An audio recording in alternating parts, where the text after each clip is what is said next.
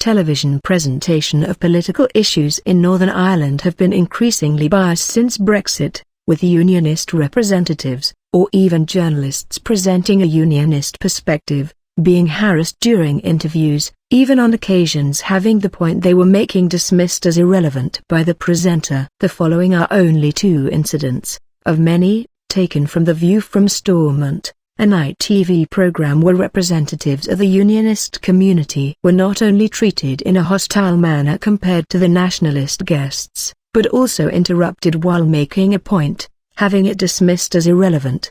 The first was where a Northern Irish politician was pointing out the hypocrisy of the Sinn Féin guest. Well, first of all, I think it's a bit rich from Chris Hazard to complain about the breaking of international law when he's named his constituency office after 2 IRA terrorists who we've been through this frequently broke. Yeah. So he's got some neck on him. We have been through this, and he has some neck on him.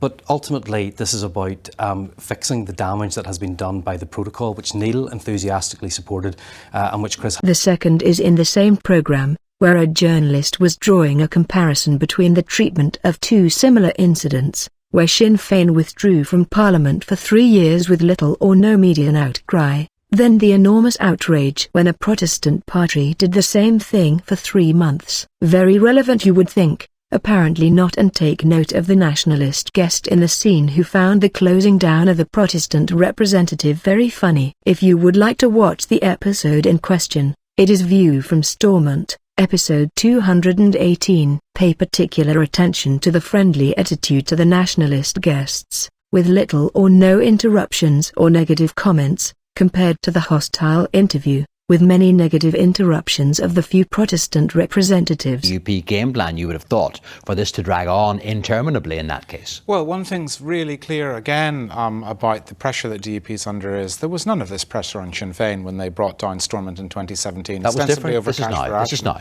Kept it down for 3 years until there was an Irish Language Act. And I'm just explaining why that is pressure on the DUP that hasn't existed before. And so I don't think it's good for them if it drags on for a very long time. Having said that, it's pretty unlikely that there'll be a significant resolution before the